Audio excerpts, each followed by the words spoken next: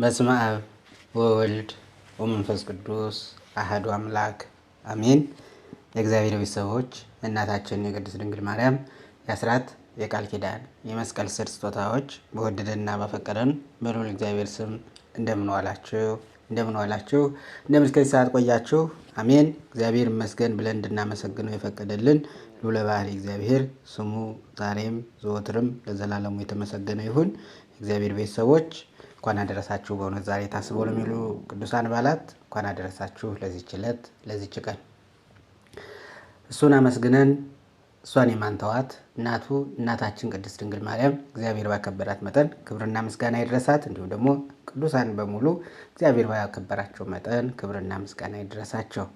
እንግዲህ ውድ የንሻገር ቲዩብ ተከታታዮች እንግዲህ በንሻገር ቲዩብ ከክፍል አንደኛ ዙር ጀምረን ሁለተኛ ዙር አሁን ደግሞ ሶስተኛ ዙር የመጽሐፍ ቅዱስ የጥያቄና መልስ ውድድር ላይ እንገኛለን ማለት ነው።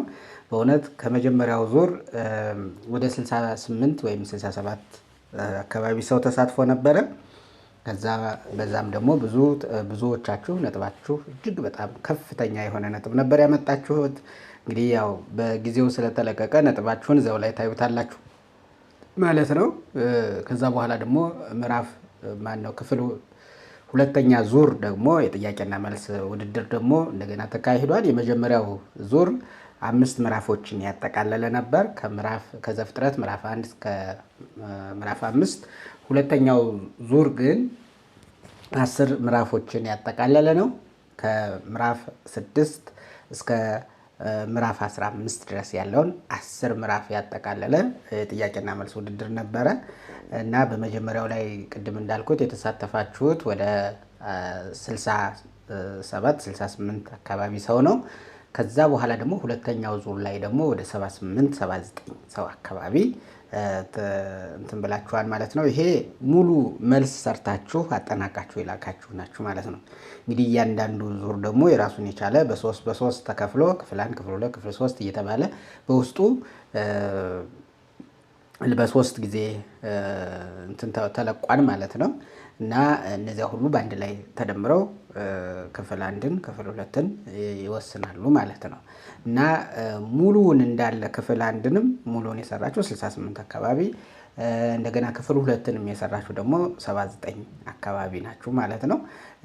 ሞክራችሁ የተወሰነው ሞክራችሁ አንዱን ክፍል ሞክራችሁ ሌላው የቀረባችሁ ደግሞ በጣም ብዙ ናችሁ በእውነት ለመናገር እና ተሳትፏችሁ እጅግ በጣም ደስ የሚል ነው። እግዚአብሔር ይስጥልኝ፣ እግዚአብሔር ያክብርልኝ ማለት እፈልጋለሁ። አሁን በእውነት ለመናገር መጽሐፍ ቅዱስን ማንበብ ለሁላችንም ለሁሉም ኦርቶዶክሳዊ ክርስቲያን በሙሉ መጽሐፍ ቅዱስን ማንበብ መጽሐፍ ቅዱስን ማወቅ ግዴታው ነው ማለት ነው። ስለዚህ መጽሐፍ ቅዱስ ዋና የመጻሕፍት ሁሉ ስር የሆነውን ዋናውን መጽሐፍ ማወቅና ማንበብ ይጠበቅብናል ማለት ነው። አዎ መጽሐፍ ቅዱስን ስናነብ ብዙ ጥቅም እናገኛለን። እንግዲህ ከዚህ በፊትም በጣም ደጋግሜ እንደምናገረው አንደኛው ጥቅምና ዋናው ጥቅሙ ምንድን ነው ከተባለ መጽሐፍ ቅዱስ ስናነብ ቡራኬን እናገኛለን፣ ጽድቅን እንጎናጸፋለን፣ በጽድቅ መንገድ እንድንሄድ ያደርገናል መጽሐፍ ቅዱስን ማንበብ። ስለዚህ መጽሐፍ ቅዱስን ሌላ መጽሐፍ ብናነብ እውቀት ልናገኝ እንችላለን። መጽሐፍ ቅዱስን ማንበብ ግን ቡራኬን ያስገኛል። ስለዚህ አንደኛው ቡራኬን ማስገኘት ነው። ሁለተኛው ደግሞ አንበን ዝም አንልም፣ ያነበበውን ደግሞ ወደ ተግባር እንቀይረዋለን። ስለዚህ ኃጢአትን ካለብን ኃጢአት ነው ብለን ንስሐ እንድንገባ ያደርገናል ማለት ነው። አያችሁ፣ ስናነበው ቡራኬው ደግሞ ያ ቡራኬ ደግሞ ለተለያዩ መልካም ምግባራት ያነሳሰናል ማለት ነው። በቃል የምናውቀውን ወደ ተግባር እንድንቀይረው፣ ያላወቅነውን ደግሞ በቃል እንድናውቀው ከዛም ደግሞ ወደ ተግባር እንድንቀይረው ያደርጋል። ሁለተኛው ደግሞ ለንስሐ ያነሳሳናል። ያደረግነው ነገር መጽሐፍ ቅዱስ ስናነብ ሚዛን ሆኖን ኃጢአት ከሰራን ወደ ንስሐ፣ መልካም ስራን ከሰራን ደግሞ አጠናክረን እንድንቀጥል ያደርገናል ማለት ነው። ስለዚህ መጽሐፍ ቅዱስ የመጻሕፍት ሁሉ ስር ነው፣ ዋና ነው። ስለዚህ እሱን በማንበብ ወደ ንስሐ መምጣት ይቻላል ማለት ነው። ስለዚህ ቡራኬን ያስገኛል፣ ለንስሐ ያበቃን፣ ወደ መልካም መንገድ ይመራል፣ ከዛ በተጨማሪ ደግሞ የማናውቀውን ሁሉ ያሳወቀናል። መጽሐፍ ቅዱስ በነገራችን ላይ መንፈሳዊ በረከት ብቻ አይደለም ያለው፣ ስጋዊም በረከት እናገኝበታለን። የብዙ ነገሮች ምንጫቸው ዛሬ በዓለም ላይ ያለው ነገር ሁሉ ምንጩ መጽሐፍ ቅዱስ ነው። ሕክምና በሉት፣ ኢንጂነሪንጉን በሉት፣ ሌላውንም በሉት፣ ምንጩ መጽሐፍ ቅዱስ ነው። ስለዚህ መጽሐፍ ቅዱስ ስናነብ እውቀትንም ጨምረን እንገበያለን። ለመንፈሳዊው ብቻ ሳይሆን ለስጋዊም የሚያገለግለንን እውቀት እናገኝበታለን ማለት ነው። በሶስተኛ ደረጃ ስለዚህ መጽሐፍ ቅዱስ ማንበብ እጅግ እጅግ አስፈላጊ ነው ማለት ነው። ሰው ትዳሩን ለመምራት አሁን ሊደርሽፕ እየተባለ በተለያየ የትምህርት ዘርፍ የሚሰጠውን መጽሐፍ ቅዱስ ግን ሊደርሽፕን እነዚያ ሁሉ ትምህርቶች የመጡት መነሻቸው መጽሐፍ ቅዱስ ነው። ቤተሰቤን ልምራ ቢል፣ ህዝብን ልምራ ቢል፣ አካባቢን ልምራ ቢል መጽሐፍ ቅዱስ ትጥቅ ነው። ስለዚህ ለስጋም ለመንፈሳዊ እውቀትም የምናገኝበት ነው ማለት ነው። የምናገኝበት ነው። ስለዚህ መጽሐፍ ቅዱስን ማንበብ በረከቱ ወደ መልካም መንገድ መመለሱ እና እውቀትንም መገብየቱ እጅግ በጣም ጥልቅ የሆነ ጥቅም ያለው ነው ማለት ነው። ሌላው የመጽሐፍ ቅዱስ ማንበብ ጥቅሙ፣ አራተኛ ጥቅሙ ስናነብ ግልጽ ያልሆነልንን ነገር እንድንጠይቅ ያደርገናል። ያልተረዳነውን ነገር እንድንጠይቅና እንድንረዳ ማለት ነው። ጥያቄ እንዲኖረን። ሰው ያላወቀውን ነገር አይጠይቅም። ሰው የሚጠይቀው በነገራችን ላይ ሲያውቅ ነው። በጥቂቱም ቢሆን በትንሹም ቢሆን ሲያውቅ ነው። ስለዚህ ጥያቄ እንድንጠይቅና ግልጽ ያልሆነው ነገር እንዲብራራልንም ማድረጊያው መንገድ ነው። ስለዚህ መጽሐፍ ቅዱስ ስታነቡ መጽሐፍ ቅዱስ እንግዲህ ሚስጥር ነው። ዝም ብሎ ከላይ በሰሙ ብቻ የሚተረጎምም አይደለም።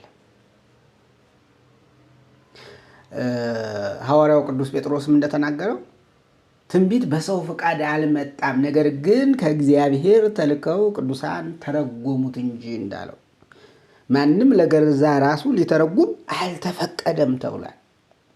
ስለዚህ ይሄ ትርጉሙ ምንድን ነው ብለን እንድንጠይቅ ጥያቄም እንድናነሳና ያንን ነገር ደግሞ መረዳት ጠይቀን እንድንረዳ መጽሐፍ ቅዱስ ማንበብ ይጠቅማል። ግር የሚሉን ነገሮች ሁሉ ለመረዳት ለመገንዘብ መጽሐፍ ቅዱስን ማንበብ ይጠቅማል። ስለዚህ እነዚህን አራት ነገሮችን እናገኝበታለን። የመጀመሪያው መጽሐፍ ቅዱስን ማንበብ ብቻውን በረከት ነው፣ ቡራኬ ነው፣ ከእግዚአብሔር ጋር መገናኘት ነው።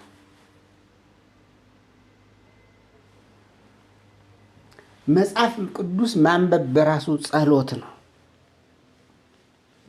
ከእግዚአብሔር ጋር ጸሎት ከእግዚአብሔር ጋር መነጋገር ነው። መጽሐፍ ቅዱስም ስናነብ ከእግዚአብሔር ጋር ነው የምንነጋገር በእውነት። ስለዚህ ቡራኬን ያስገኛል።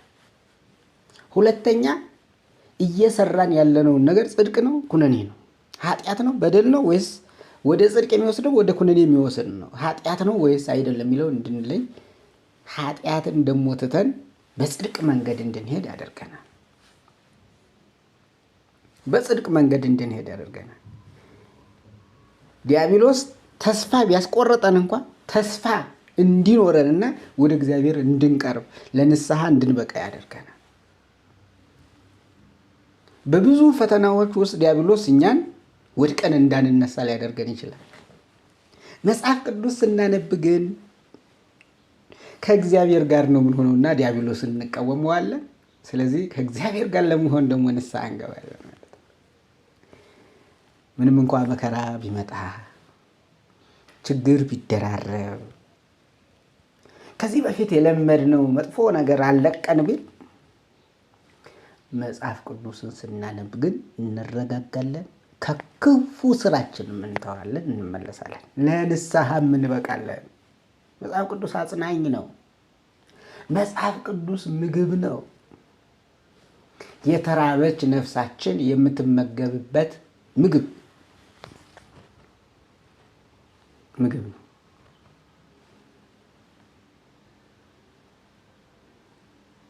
ምግብ ነው። እና ይህንን ምግብ መመገብም ጭምር ነው ማለት ነው። እና ኃጢአትና በደል የሆነውን ትተን መልካም የሆነውን እያደረግን የምንቀጥልበት፣ ከጭንቀታችን የምንገላገልበት፣ ሰላምና ደስታ የምናገኝበት መጽሐፍ ቅዱስ ነው። ስለዚህ ይህንን መጽሐፍ ማንበብ ከሁላችንም ክርስቲያን ከሚባል የእምነቱ መሰረት የሆነ መጽሐፍ ቅዱስን ማንበብ ግዴታው። ጥያቄ ሲያነብ ደግሞ ጥያቄ ይመጣበታል። ጥያቄውን ደግሞ ጠይቆ ይረዳል። ሃይማኖቱን ያውቃል፣ እምነቱንም ያውቃል ማለት ነው።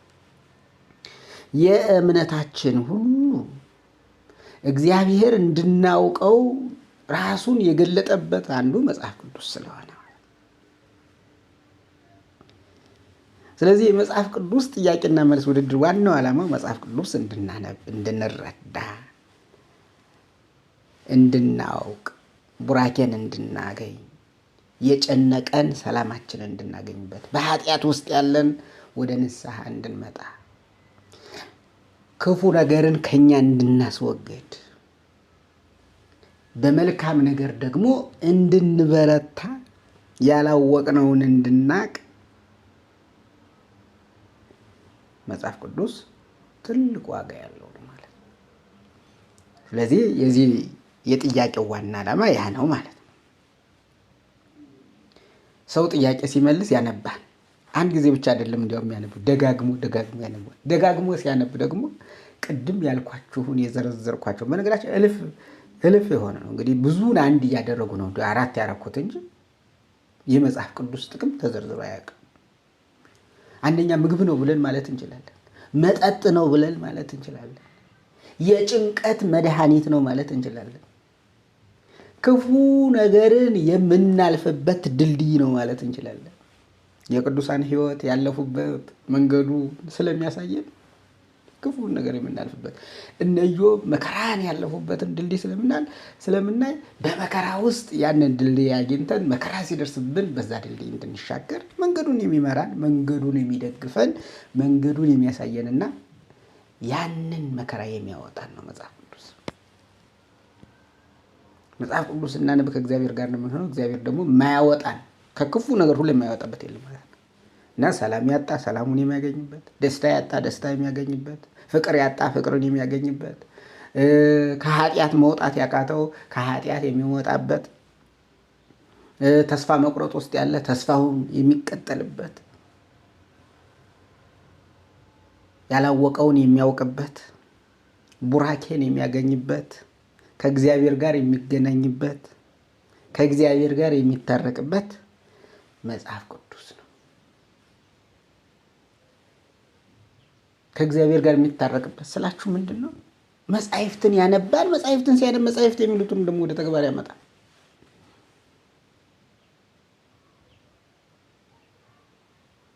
ስለዚህ መጽሐፍ ቅዱስን ማንበብ በእውነት ለነገ የሚተው ነገር አይደለም።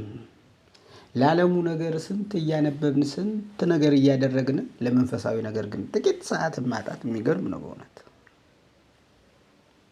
ለኃላፊው ነገር ብዙ ሰዓታችንን እየሰራ ዘላለማዊ ለሆነው ነገር ደግሞ ጥቂት ደቂቃ እንኳን ማጣት የሚያሳዝን ነገር ነው በእውነቱ። ስለዚህ ማንኛውም ኦርቶዶክሳዊ ተዋህዶ ክርስቲያን የሆነ ሁሉ መጽሐፍ ቅዱስን ሊያነብና ሊረዳ ግዴታ ነው ማለት ነው። ይህንን ካልኩኝ በእንሻገር ቲዩብ የሚካሄደው 3ኛ ዙር የመጽሐፍ ቅዱስ ጥያቄና መልስ ውድድር ከዘፍጥረት ምዕራፍ 16 እስከ 25 ያለውን እንቀጥላለን ማለት ነው። ቅድም ያልናቸውን ነገሮች ለማግኘት ጥያቄና መልስ ደግሞ የበለጠ መጽሐፍ ቅዱስን እንድናነብ፣ በመጽሐፍ ቅዱስ በማንበብ ውስጥ የሚገኘውን በረከት ሁሉ እንድናገኝ ይረዳናል ማለት ነው። ስለዚህ በአሁኑ በ3ኛው ዙር የጥያቄና መልስ ውድድር የአማርኛው የጥያቄና መልስ ውድድር እንግዲህ በኦሮምኛም በትግርኛም የሚለቀቅ ይሆናል ማለት ነው። ስለዚህ በምትችሉት ሁሉ ቋንቋ እንዲሁ ሌላም ቋንቋ ካለ የሚያግዘኝ ካገኘሁኝ አሁን በኦሮምኛ በትግርኛ እያግዙኛል አሉ። ሌላም ቋንቋ የምታግዙኝ አላችሁ በእውነት። ስለዚህ በዚህ ቋንቋ ይዘጋጅልኝ ካላችሁት የሚያግዙኝ ሰዎች ካሉ በዚያም ቋንቋ ሁሉ በማንኛውም ቋንቋ፣ ምክንያቱም ለሐዋርያት ቋንቋ ለኛ አንድ መሆኛ የእግዚአብሔር መንግስት የምንሰብክበት እንጂ የምንለያይበት አልነበረም። በእውነት ዛሬ ሰው በቋንቋ እየተለያየበት ያለበት ዘመን ነው። ቋንቋ መግባቢያ ነው። ቋንቋ ከእግዚአብሔር ጋር እንድንገናኝበት፣ አንበን እንድንረዳበት፣ ከሰው ጋር እንድንተዋወቅበት፣ ከሰው ጋር እንድንግባባበት፣ የተቸገረውን እንድንረዳበት፣ ያጣውን እንድናግዝበት፣ አንድነታችንና ማህበራዊ ህይወታችንን እንድናበለጽግበት የተሰጠን እንጂ የምንለያይበት አይደለም።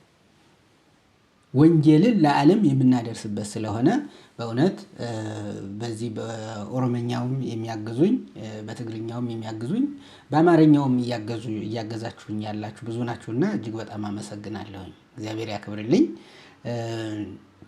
ስለዚህ ወደ ጥያቄው ስገባ የመጀመሪያው እውነት ወይም ሐሰት በሉ ነው። አንደኛው ጥያቄ ምን ይላል?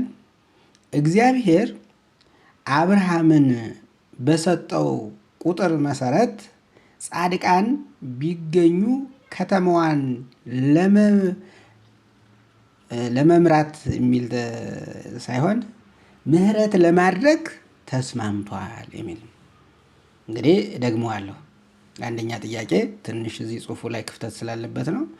እግዚአብሔር አብርሃምን በሰጠው ይህን ያህል ሰው በሰጠው ቁጥር ማለት ይህን ያህል ጻድቃን ቢገኙ እያለ ያለውን ነው ማለት ነው። እግዚአብሔር አብርሃምን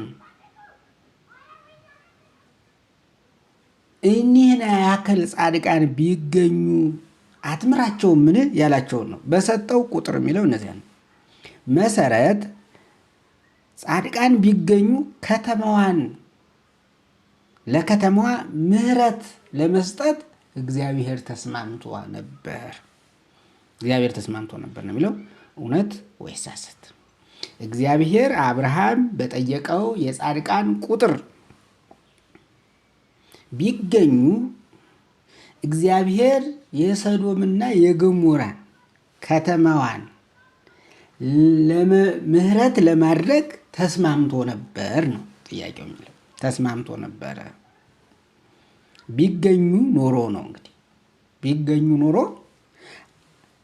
አብርሃም የጠቀሳቸው ቁጥራቸውን እየዘረዘረ የጠቀሳቸው ቅዱሳን ያህል ቁጥር ቢኖሩ ኖሮ እግዚአብሔር ደግሞ እነሱ ቢኖሩ እምራለሁ ብሎ ተስማምቶ ነበር ነው። መልሳችሁን እውነት ወይም ሐሰት በሉ። ሁለተኛው ኤሳው ኤዶም ተብሎ የተጠራው በቀይ ቀለም የተወለደ ስለነበር ነው። ኤሳው ኤዶም ተብሎ የተጠራው በቀይ ቀለም የተወለደ ስለነበረ ነው። ወይም መልኩ ቀይ ሆኖ ስለተወለደ ነው። ደግሞአለሁ። ኤሳው ኤዶም ተብሎ የተጠራው በቀይ ቀለም ስለተወለደ ነው። እውነት ወይም ሐሰት በሉ። ሶስተኛ ጥያቄ የቤርሳቤህ ስም ትርጉሙ የመሐላ ጉድጓድ ማለት ነው። የቤርሳቤህ ስም ትርጉሙ የመሐላ ጉድጓድ ማለት ነው። ደግመዋለሁ። አሁንም የቤርሳቤህ ስም ትርጉሙ የመሐላ ጉድጓድ ማለት ነው። እውነት ወይስ ሐሰት? አራተኛ ጥያቄ እግዚአብሔር የአጋርን ድምፅ ሰምቶ ረድኤቱን ላከላት። እግዚአብሔር የአጋርን ድምፅ ሰምቶ ረድኤትን ላከላት። ደግሞአለሁ። እግዚአብሔር የአጋርን ድምፅ ሰምቶ ረድኤትን ላከላት። እውነት ወይስ ሐሰት? እንግዲህ መጽሐፍ ቅዱሱ ላይ ያለውን እያነበባችሁ ነው የምትመልሱት ማለት ነው። እንግዲህ እንዳልኳችሁ የዚህ ጥያቄ ዋና ዓላማ ምንድን ነው? መጽሐፍ ቅዱስን እንድታነቡ እንድትረዱ ማድረግ ነው። አምስተኛ ጥያቄ ሎሌው ርብቃን ስጦታ የሰጣት ወደ ቤቷ ከመሄዱ በፊት ነበር። ሎሌው የተባለው የአብርሃም ሎሌ ነው። የአብርሃም ሎሌ ርብቃን ስጦታ የሰጣት ወደ ቤቷ ከመሄዷ በፊት ነበር። አሁንም ደግሞ አለው ሎሌው ርብቃን ስጦታ የሰጣት ወደ ቤቷ ከመሄዱ በፊት ነበር ይላል። እውነት ወይም ሐሰት በሉ። ስድስተኛ ጥያቄ አብርሃም ሳራን እህቴ ናት ያለው እውነታን ለመደበቅ ሲል ነው። አብርሃም ሳራን እህቴ ናት ያለው እውነታን ለመደበቅ ሲል ነው። ደግሞአለሁ። አብርሃም ሳራን እህቴ ናት ያለው እውነታውን ለመደበቅ ሲል ነው። እውነት ወይስ ሐሰት? መልሳችሁን አስቀምጡ። ሰባተኛ ጥያቄ የሞዓባውያንና የአሞናውያን አባቶች ስም የመጣው የሰዶም ከተማ ከተደመሰሰች በኋላ በዋሻ ውስጥ በተፈጸመ ክስተት ነው። የሞዓባውያንና የአሞናውያን አባቶች ስም የመጣው ከተማዋ ከተደመሰሰች በኋላ በዋሻ ውስጥ በተፈጸመ ክስተት ነው። እውነት ወይስ ሐሰት? መልሳችሁን አስቀምጡ። ስምንተኛ ጥያቄ እግዚአብሔር አብርሃምን የፈተነው እስማኤልን ከቤቱ ካስወጣው በኋላ ነበር። እግዚአብሔር አብርሃምን የፈተነው ያ ማለት ልጅህን ረድልኝ ብሎ የፈተነው ማለት ነው። እግዚአብሔር አብርሃምን የፈተነው እስማኤልን ከቤቱ ካስወጣው በኋላ ነበር። እውነት ወይስ ሐሰት? እግዚአብሔር እንግዲህ ልጅህን ረድልኝ ብሎ ፈትኖት ነበርና እግዚአብሔር አብርሃምን የፈተነው እስማኤልን ከቤቱ ካስወጣው በኋላ ነበር ይላል። መልሳችሁን አስቀምጡ። ዘጠነኛ ጥያቄ የእግዚአብሔር መልአክ አጋርን ያገኛት በሱር መንገድ ላይ ባለው ምንጭ አጠገብ ባለው ወንዝ ውስጥ ነው። የእግዚአብሔር መልአክ አጋርን ያገኛት በሱር መንገድ ላይ ባለው ምንጭ አጠገብ ባለው ወንዝ ውስጥ ነው። ደግሞአለሁ። የእግዚአብሔር መልአክ አጋርን ያገኛት በሱር መንገድ ላይ ባለው ምንጭ አጠገብ ባለው ወንዝ ውስጥ ነው። እውነት ወይስ ሐሰት? አስረኛ ጥያቄ እግዚአብሔር ለአብርሃም የተገለጠለት ስሙን አብርሃም ብሎ ከመጥራቱ በፊት ነው። እግዚአብሔር ለአብርሃም የተገለጠለት ስሙን አብርሃም ብሎ ከመጥራቱ በፊት ነው። ደግሞአለሁ። እግዚአብሔር ለአብርሃም የተገለጠለት ስሙን አብርሃም ብሎ ከመጥራቱ በፊት ነው። እውነት ወይስ ሐሰት? መልሳችሁን አስቀምጡ። እሺ 11ኛ ጥያቄ እንግዲህ እውነት ሐሰት ጨርሰናል። 11ኛ ጥያቄ እውነት ሐሰት ጨርሰናል። ወደ 11ኛ ጥያቄ ነው የምንሄደው። 11ኛ ጥያቄ አብርሃም በሕይወቱ መጨረሻ ዓመታት ለልጁ ለይስሐቅ ሚስት እንድትሆን ርብቃን ከዘመዶቹ ቤት እንዲያመጣ ታማኝ ሎሌውን በላከ ጊዜ ከሚከተሉት ክስተቶች መካከል የትኛው ገና አልተፈጸመም ነበር? እንግዲህ ታሪኩን ዘፍጥረት ምዕራፍ 24 እንደሚገኝ ለማመልከት ነው። አብርሃም በሕይወቱ መጨረሻ ዓመታት ለልጁ ለይስሐቅ ሚስት እንድትሆነው ርብቃን ከዘመዶቹ ቤት እንዲያመጣት ታማኝ ሎሌውን በላከ ጊዜ ከሚከተሉት ክስተቶች መካከል የትኛው ገና አልተፈጸመም? ሀ የአብርሃም ከባሪያይቱ ከአጋር እስማኤልን መውለዱ እግዚአብሔር የአብርሃምን እምነት ለመፈተን ልጁ ይስሐቅን በመሠዊያው ላይ እንዲያቀርብ ማዘዙ ሐመሩሃ የሳራ መሞትና በከናን ምድር መቀበሯ የይስሐቅና የርብቃ የመንታ ልጆችን መውለዳቸው ኤሳውና ያዕቆብን ማለት ነው። መንታ ልጆች ደግሞአለሁ።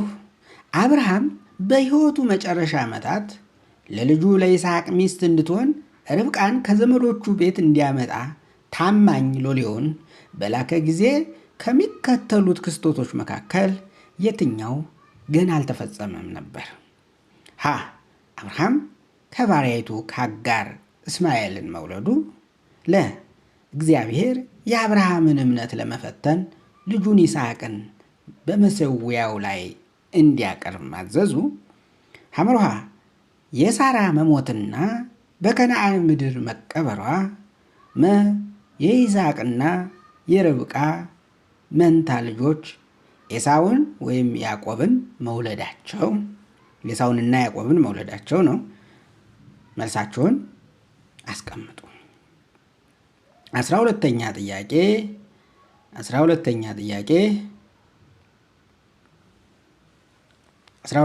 ጥያቄ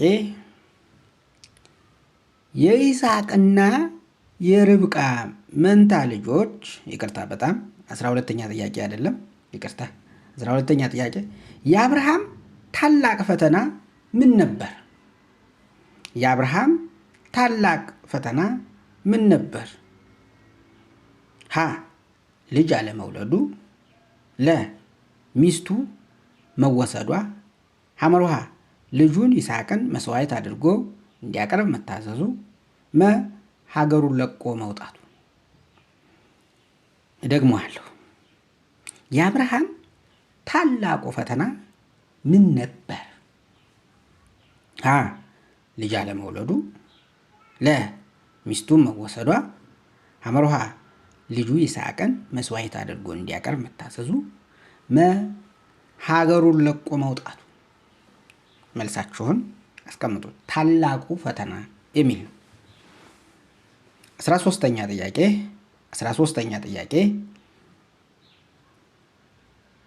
አብርሃም የይስሐቅን ሚስት ለማምጣት ሎሌውን የላከው ወዴት ነበር? ደግሞአለሁ። አብርሃም የይስሐቅን ሚስት ለማምጣት ሎሌውን የላከው ወዴት ነበር? ወደ ግብፅ፣ ወደ ሎጥ ቤት፣ ሐመሩሃ ወደ ወገኖቹ ዘንድ፣ ወደ ከነዓን። ደግሞአለሁ። አብርሃም የይስሐቅን ሚስት ለማምጣት ሎሌውን የላከው ወዴት ነበር? ወደ ግብፅ፣ ወደ ሎጥ ቤት፣ ሐመሩሃ ወደ ወገኖቹ ዘንድ፣ ወደ ከነዓን። መልሳችሁን አስቀምጡ። 14ኛ ጥያቄ የሰዶምና የገሞራ ከተሞች እንዴት ጠፉ?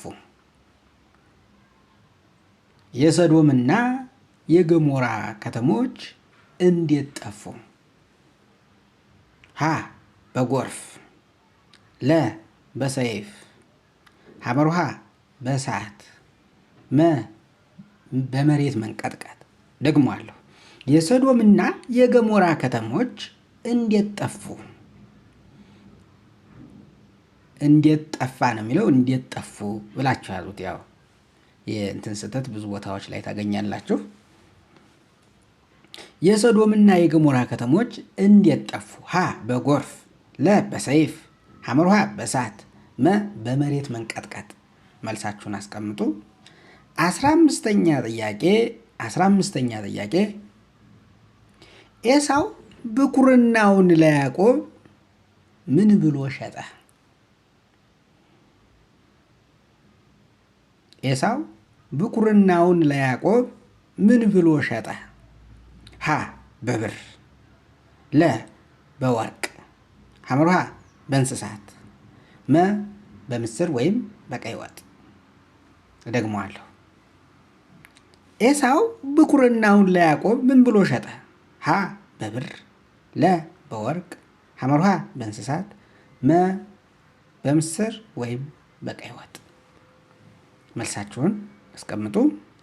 16ኛ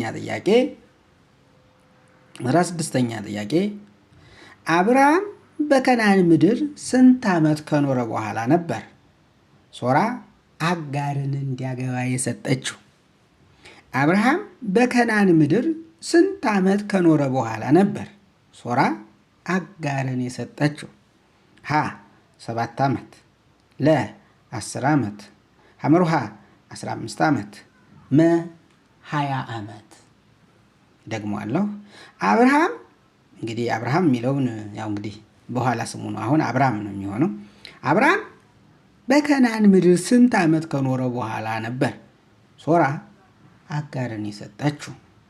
ሀ 7 ዓመት፣ ለ 10 ዓመት፣ ሐመርሃ 15 ዓመት፣ መ 20 ዓመት። መልሳችሁን አስቀምጡ። 17ኛ ጥያቄ ያዕቆብ የሚለው ስም ምን ማለት ነው? ደግሞአለሁ። ያዕቆብ የሚለው ስም ትርጉሙ ምን ማለት ነው? ሀ ታላቅ፣ ለ ተረከዝ ያዥ፣ ሐመርሃ ጻድቅ፣ መ ተወዳጅ። ያዕቆብ የሚለው ስም ምን ማለት ነው? ሀ ታላቅ፣ ለ ተረከዝ ያዥ፣ ሐመርሃ ጻድቅ፣ መ ተወዳጅ። መልሳችሁን አስቀምጡ።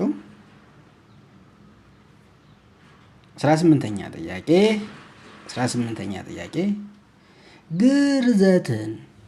ግርዘትን ለመጀመሪያ ጊዜ በማንና ማን መካከል የተደረገ ቃል ኪዳን ነው? ግርዘት ለመጀመሪያ ጊዜ በማንና በማን መካከል የሚለውን መካከል ብላችሁ ተረዱት። የተደረገ በማንና ማን መካከል የተደረገ ቃል ኪዳን ነው? ሀ በኖህና በእግዚአብሔር መካከል፣ ለ በአብርሃምና በእግዚአብሔር መካከል፣ ሐመርሃ ሙሴና በእግዚአብሔር መካከል፣ መ በዳዊትና በእግዚአብሔር መካከል። እደግመዋለሁ። ግርዛት ለመጀመሪያ ጊዜ በማንና በማን መካከል የተደረገ ቃል ኪዳን ምልክት ነው? ሀ በኖህና በእግዚአብሔር መካከል፣ ለ በአብርሃምና በእግዚአብሔር መካከል፣ ሐመርሃ በሙሴና በእግዚአብሔር መካከል፣ መ በዳዊትና በእግዚአብሔር መካከል። 19ኛ ጥያቄ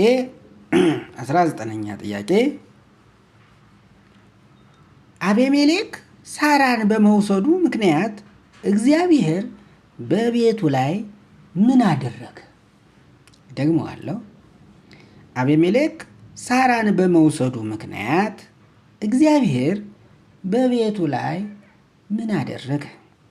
ሀ ከብቶቹን ገደለ፣ ለ በሰዎቹ ላይ በሽታን አመጣ፣ ሐመርሃ ማኅፀኖችን ሁሉ ዘጋ፣ መ ቤቱን በእንስሳት አቃጠለ።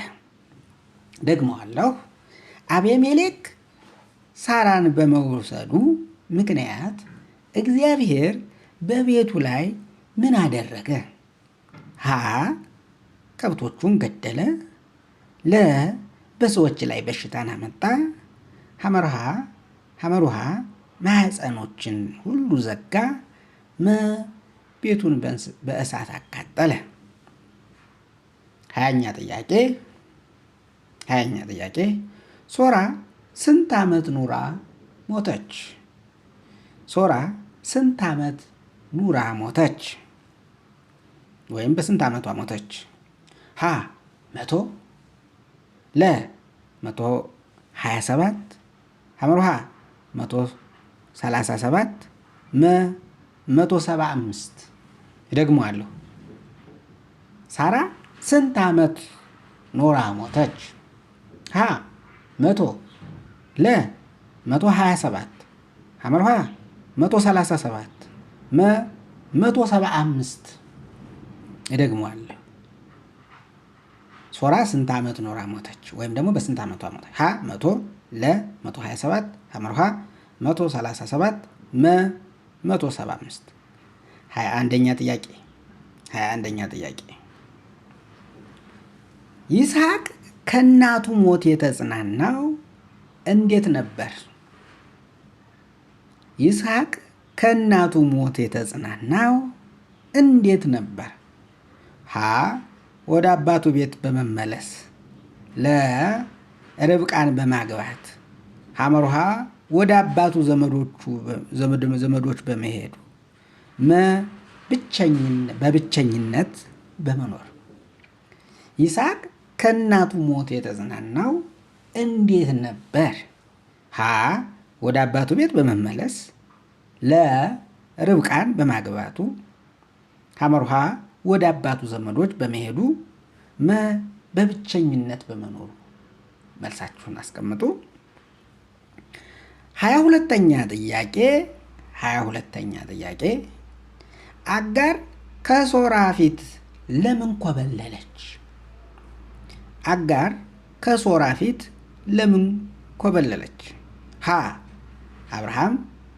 አብርሃም ስላሰቃያት ለ ወደ ግብፅ መመለስ ስለፈለገች ሐመርሃ ወንድ ልጅ ስለጸነሰች መ ሶራ ስላሰቃየቻት። ደግመዋለሁ። አጋር ከሶራ ፊት ለምን ኮበለለች? አጋር ከሶራ ፊት ለምን ኮበለለች? ሀ አብርሃም ስላሰቃያት ለ ወደ ግብፅ መመለስ ስለፈለገች ሐመርሃ ወንድ ልጅ ስለጸነሰች መ ሶራ ስላሰቃየቻት። መልሳችሁን አስቀምጡ። 23ኛ ጥያቄ እግዚአብሔር አብርሃምን ልጁን እንዳይሰዋ ከከለከለው በኋላ ያገኘው መስዋዕት ምንድን ነው? መስዋዕት እንዲሆን እዛ የተገኘው ምንድን ነው?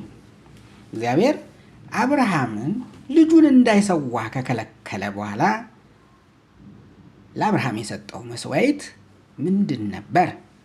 ሀ ፍየል ለ ወይፈን ሐመርሃ ጥጃ መ በግ።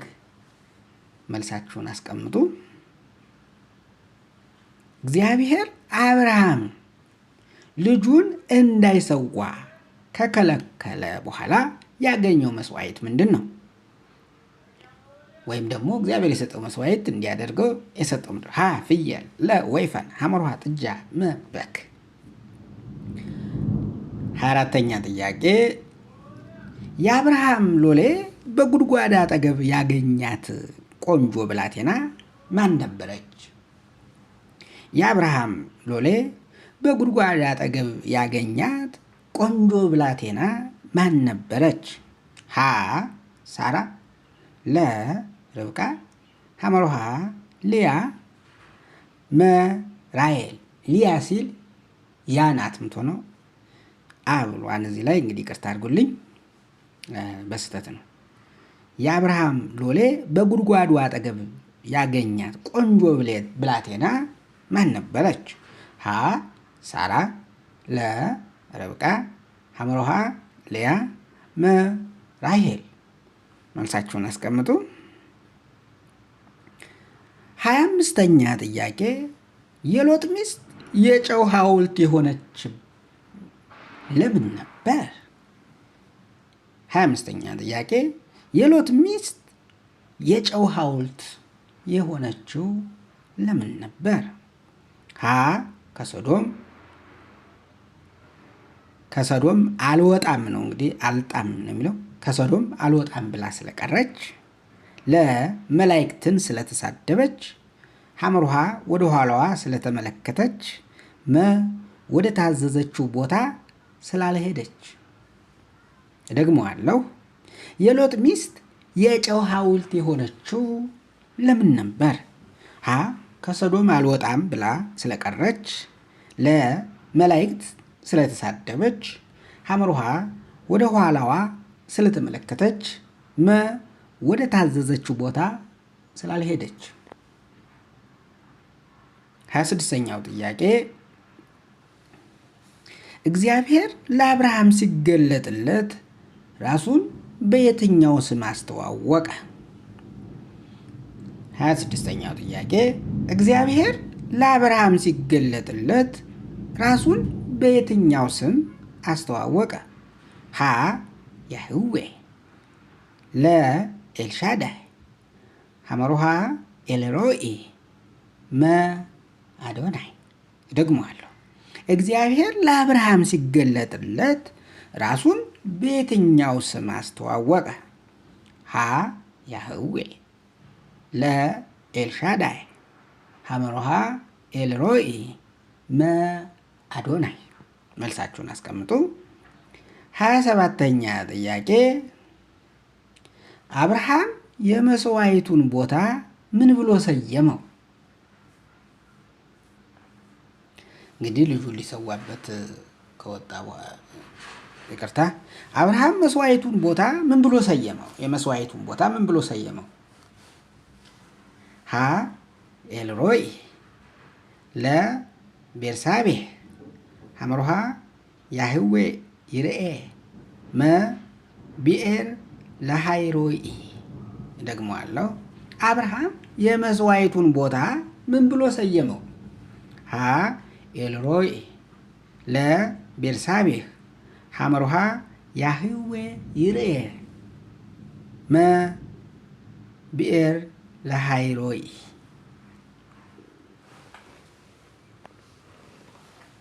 28ኛ ጥያቄ መልሳችሁን 27ኛው አስቀምጡ። 28ኛ ጥያቄ ሄዳለሁ። 28ኛ ጥያቄ ሎጥ እንግዶቹን ከሶዶም ሰዎች ለመከላከል ምን ለማድረግ ቀረበ? ሎጥ እንግዶችን ከሶዶም ሰዎች ለመከላከል ምን አደረገ? ሎጥ እንግዶችን ከሶዶም ሰዎች ለመከላከል ምን አደረገ? ሀ ባሪያዎቹን ለመስጠት ተስማማ፣ ለ ገንዘብ ለመስጠት ተስማማ፣ ሐመሩሃ ሁለቱን ሴቶች ልጆች ለመስጠት ተስማማ፣ መ ቤቱን ለመክፈት ተስማማ። ደግሞአለሁ። ሎጥ እንግዶቹን ከሶዶም ሰዎች ለመከላከል ምን አደረገ? ሀ ባሪያዎቹን ለመስጠት ተስማማ፣ ለ ገንዘብ ለመስጠት ተስማማ፣ ሐመሩሃ ሁለቱን ሴቶች ልጆች ለመስጠት ተስማማ፣ መ ቤቱን ለመክፈት ተስማማ። 29ኛ ጥያቄ እግዚአብሔር ለአብርሃም በተገለጠለት ጊዜ ዕድሜው ስንት ነበር? እግዚአብሔር ለአብርሃም በተገለጠለት ጊዜ ዕድሜው ስንት ነበር? እግዚአብሔር ለአብርሃም በተገለጠለት ጊዜ ዕድሜው ስንት ነው? ሀ 86፣ ለ 99፣ መ 100፣ ሐመሩሃ 100፣ መ 175። ደግሞአለሁ። እግዚአብሔር ለአብርሃም በተገለጠለት ጊዜ ዕድሜው ስንት ነበር? እግዚአብሔር ለአብርሃም በተገለጠለት ጊዜ ዕድሜው ስንት ነበር? ሀ 86፣ ለ 99፣ ሐመሩሃ 100፣ መ 175። መልሳችሁን አስቀምጡ። 30ኛ ጥያቄ የርብቃ ወንድም ማን ነበር? የርብቃ ወንድም ማን ነበር? ሀ ባቱኤል፣ ለ ናኮር፣ ሐመሩሃ ላባ፣ መ አኮዘት። ደግሞአለሁ። የርብቃ ወንድም ማን ነበር? ሀ ባቱኤል፣ ለ ናኮር፣ ሐመሩሃ ላባ፣ መ አኮዘት። መልሳችሁን አስቀምጡ። 31ኛ ጥያቄ እስራኤል ካደገ በኋላ ምን ሆነ? ይቅርታ እስራኤል ሳይሆን እስማኤል ካደገ በኋላ ምን ሆነ? ሀ እረኛ፣ ለ ገበሬ፣ ሐመሩሃ ቀስተኛ፣ መ ነጋዴ። ደግሞአለሁ።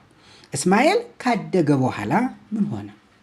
ሀ እረኛ፣ ለ ገበሬ፣ መ ቀስተኛ፣ ይቅርታ ሐመሩሃ ቀስተኛ፣ መ ነጋዴ። እሺ ወደ 32ኛ ጥያቄ ሄዳለሁ። 32ኛ ጥያቄ አብርሃም ከኤፍሮን የገዛው የመቃብር ቦታ ስንት ዋጋ ወጣበት? አብርሃም ከኤፍሮን የገዛው የመቃብር ቦታ ስንት ዋጋ ወጣበት? ደግሞአለሁ። አብርሃም ከኤፍሮን የገዛው የመቃብር ቦታ ስንት ዋጋ ወጣበት? ሀ 400 ስቅል ብር፣ ለ 400 ስቅል ወርቅ፣ ሐመሩሃ 1000 ስቅል ብር፣ መ 20 ስቅል ብር። ደግሞአለሁ። አብርሃም ከኤፍሮን የገዛው የመቃብር ቦታ ስንት ዋጋ ወጣበት? ሀ 400 ስቅል ብር፣ ለ 400 ስቅል ወርቅ፣ ሐመሩሃ 1000 ስቅል ብር፣ መ 20 ስቅል ብር። መልሳችሁን አስቀምጡ። 33ኛ ጥያቄ አብርሃም ለምን ልጁ ይስሐቅን ወደ አባቱ ሀገር መልሶ እንዳይወስደው ሎሌውን በጥብቅ አዘዘው? አብርሃም ለምን ልጁ ይስሐቅን ወደ አባቱ ሀገር መልሶ እንዳይወስደው ሎሌውን ለምን በጥብቅ አዘዘው? ሀ የከናን ምድር ለእርሱ እንደተሰጠው እግዚአብሔር ስለነገረው፣ ለ መንገዱ አደገኛ ስለነበር፣ ሐመሩሃ ይስሐቅ በዚያ መኖር ስላልፈለገ፣ መ ቃል ኪዳኑን ላለማፍረስ። ደግሞአለሁ።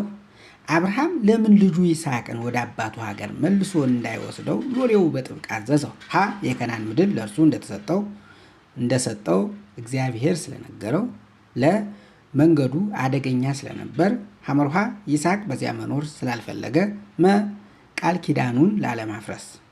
መልሳችሁን አስቀምጡ። 34ኛ ጥያቄ እግዚአብሔር ለሳራ እንደተናገረው ልጅ በወለደች ጊዜ የአብርሃም ዕድሜ ስንት ነበር? እግዚአብሔር ለሳራ እንደተናገረው ልጅ በወለደች ጊዜ የአብርሃም ዕድሜ ስንት ነበር? ሀ 99፣ ለ 100፣ ሐመሩሃ 101፣ መ 127። ይደግመዋለሁ።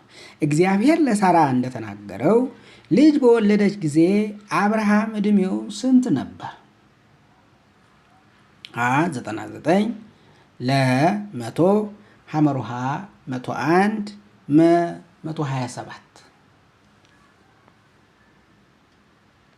35ኛ ጥያቄና ለዚህ የመጀመሪያ ሶስተኛ ዙር የመጀመሪያ ክፍል የሶስተኛ ዙር የመጀመሪያ ክፍል እስከ 35 ያለው ነው ማለት ነው።